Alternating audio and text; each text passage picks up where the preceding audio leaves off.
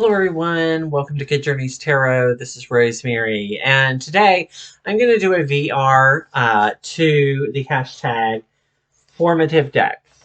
And this was a tag created by Kasha at Tarot Map and Patrick at The Living Wheel. I actually saw it first on Jen's Balanced Tarot, and then I also watched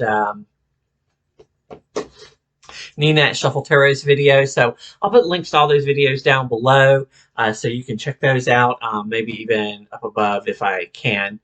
And so let's just jump right into it. So when I first started studying the tarot, I actually received or purchased the Golden Tarot by Liz Dean. And the way it was packaged, you only saw the cards on the box, and they were all major arcana. And it turned out to be a pip deck. This was before, I could search everything on the internet and find good results, right? This was back in maybe 2006. I mean, the internet was around, but it wasn't as productive as today in many ways. And so I worked with it for about 6 months or so, trying to read for myself and friends, but I always had to look at the book because I had no idea what those pips meant. And so I went and finally broke down and purchased an RWS deck. At that time, I had not found an RWS deck that really I liked the imagery on because of the colors, that kind of thing. But at that time, for whatever reason, this deck, which I know a lot of people just really hate, the one that's referred to as the original Rider-Waite by US Games, spoke to me. I guess I liked that the cards were not too bright and not too shocking or glaringly discolored. It's a little bit to me antique when I look at it. But the main reason I purchased it is because I'm a huge fan of the Lily and Rose backs on the RWS. And so I worked with this deck until 2017. And here's what happened. When I got this deck, I actually studied the guidebook, which came with it, The Key to the Tarot by A.E. Waite. And that's where most of my understanding of the tarot came from early on in my tarot practice. And so I used this deck. These were the images that I learned and that I connected with keywords. And eventually, in 2017, I bent 2 of these cards. And I learned that you could order replacement cards. So I sent off and I got replacement cards from US Games, and they were actually a different size. They were actually slightly larger than these and were just unusable. I did get replacements, and then those replacements were actually smaller than these cards. So, and that's been my experience with most replacement cards. They're never going to match your deck exactly. When I had to replace a card with the Salsa recently, I realized that my deck is very different colors in it than the decks that she's sending out now. Because like on the deck, the replacement card I got, the backs had a black background. The ones I received actually have a dark gray background. So I don't know if there's a pigmentation issue on my original deck or if she's changed the coloration or printer since I got my deck. But that's not why we're here. We're talking about our formative decks, right? So when that happened, I replaced this deck with the Centennial Edition. And after years of having studied this deck, in 2018, I started acquiring other decks. And none of them were really formative for me until I received the Spirit Keepers Tarot, the first edition. And I'll be honest, the only reason I have the Vitruvian edition is because I wanted a backup in case something happened to my first edition. And in the third edition is so different that it just no longer speaks to me. But it is beautiful. It is gorgeous. It's just not for me. So these cards in the guidebook by Benabel Wynn um, really opened my eyes to the Thoth and the imagery in the Thoth, and helped me connect symbolism more than any of my previous studies. I mean, most of my previous studies did do some correspondence information and did uh, include keywords and meanings, that type of thing. But when I read her book of maps for this deck, I began to get the symbology of specific things in the cards. And some of those things appear in these cards and in the RWS, so that's been a great correlation for me. This deck also helped me begin to look at tarot in a different way. I was initially trying to utilize tarot as a means of compensating for having left the religious life. And this deck kind of drew me back in a little bit to my religious life, i.e., connecting my practice with my faith, so to speak. Though my faith may not look like any religion that currently exists on the world, um, it's there. And so I've loved this deck. It has taught me a lot and has really impacted my reading of other decks because of the understanding behind the cards that I've gotten. And I hope to have this deck for a very long time to come. The third deck that I want to talk about, I actually don't have with me. Let me run get it. So the third deck is in this beautiful, beautiful reader's wrap from Moonlit Fae. And you've seen it on Instagram. If you haven't, go follow my Instagram. I'm much more active over there. And think I do a much better job of communicating. So this is the Bonestone and Earthflesh. Now, a lot of you are probably thinking, well, this one hasn't been out that long. But the images for this deck have been available since, let's see, 2017, most of them, at the end of 2018, maybe. So I actually studied these for about a year and a half to 2 years before I ever received the deck. And would at least once a month study them and think about what their meaning is and how these images relate, what's going on in the images. This was the deck that got me to reading tarot more intuitively rather than analytically. And by actually looking at the images and thinking about what's going on in the images, what do I feel when I look at this card? Because I didn't have a guidebook for it. And because they're not exactly like the RWS, they're not like the Thoth, there was no guidebook, so I was just looking at these images. And that's why this has been really formative for me. This is just one of my favorite cards of all time. Sorry, the light keeps changing outside. Yeah. And I just loved everything about this deck. There's only one card in this deck that I wish were just a little bit different.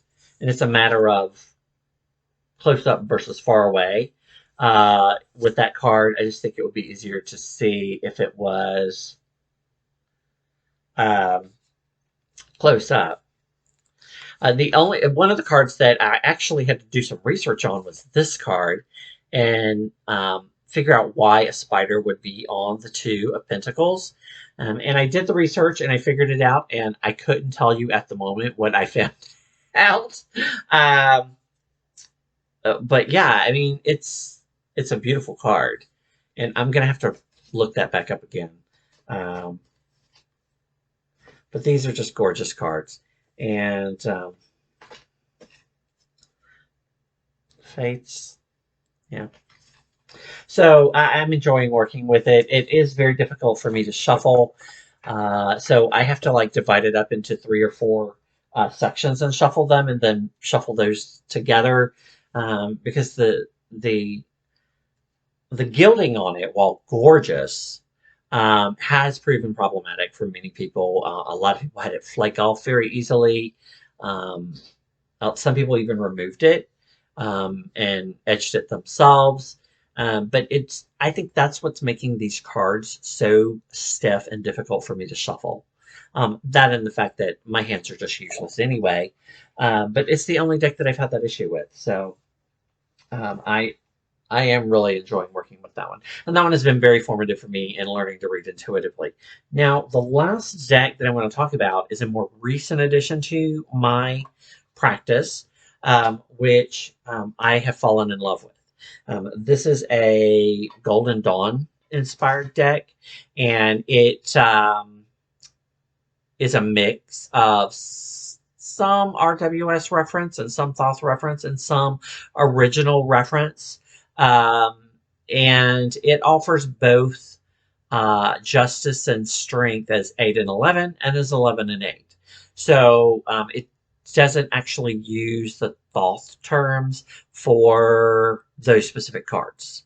They are strength and justice. They're not lusts and justice or that type of thing. So, and it does have keywords at the bottom for the minor arcana, like the thought from the Thoth. And this is Pixel Occult's the Lost Hollow Tarot. I've really loved working with this because I there are things that I like in the Thoth and things I don't like in the Thoth.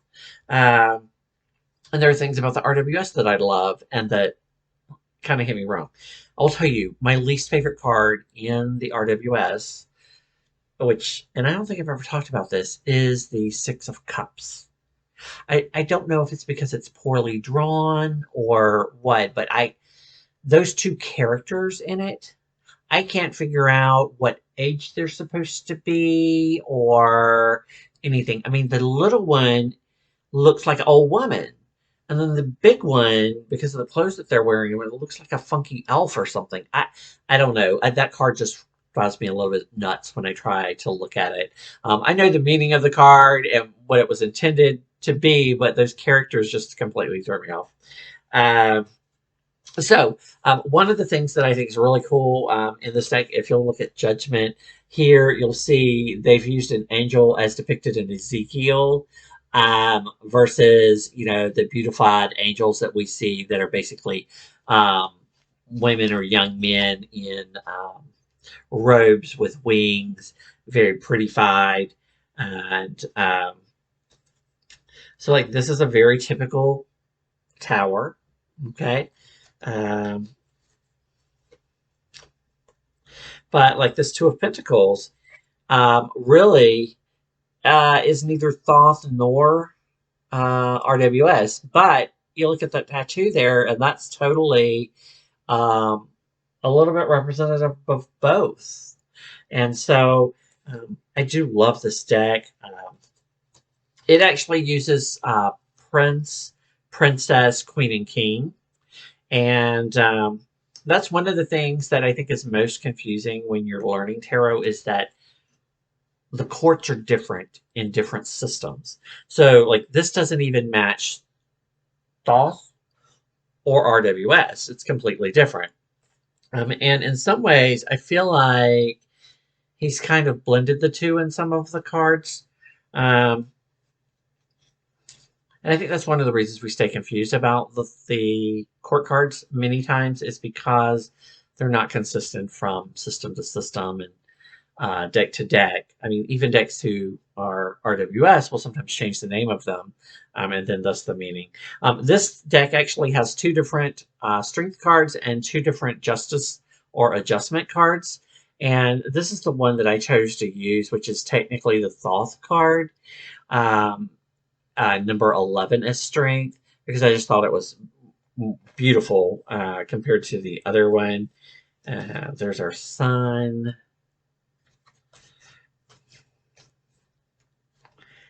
This is a very goth kind of feeling deck. There's the adjustment card, which there we go. Isn't she beautiful? I love it. I'm not sure about the kind of jester feel of her, but I like that there is the scales and the sword there. It's very nice. So this deck has been a huge impact on me because it does take away some of the Christian imagery and enters a more pagan imagery while still keeping with the Golden Dawn kind of feel to it. I just love this Death card. Is that not gorgeous? The other thing that this deck did that was really great, and I have also seen in other decks like the Ellis deck, is there's a theme throughout all of the major arcana. So there's actually this raven, which appears in various forms throughout the major arcana. And it's just a reminder, and it really adds to my understanding of the tarot when I realize that, it's really a process. This is a cycle, as it were, that we go through. And here's our Fool. It's lovely. And that Fool is in all of the cards in the major arcana, as I think it should be when you follow the story of the Fool. So um, that was meaningful to me when I started studying with this deck.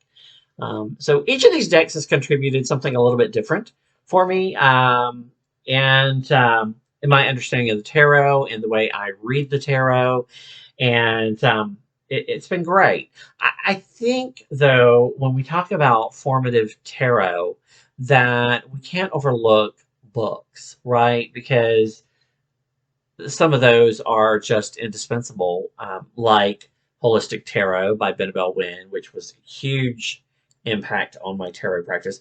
My first book was Learning the Tarot by Jane Bunning, and she actually has a website that has all of the same information on it, which I utilized early on, and made a huge impact on my understanding of the tarot and as it's grown. And like with the Spirit Keeper's Tarot, Benabel Wynn had so many videos on YouTube explaining the cards and walking you through rituals and practices with the cards that it very much was formative to my tarot practice. And so I don't want to overlook those things, the things we get from YouTube and from books as well. But those are the four decks that really, I think, have had the most major impact on how I read the tarot, even though I'm now up to like 73 decks, I think. And I love and learn from all of them, especially certain cards. You'll get an image that just says something you've never seen before. And I love that. But these decks had a significant impact because they taught me new things about the entire system, or taught me a new way of reading the tarot as a whole and looking at the tarot as a whole. And I look forward to finding other decks, videos, and books out there that are going to contribute to my ongoing formation in the study of the tarot. Oh, until next time, this is Rosemary. Good journeys.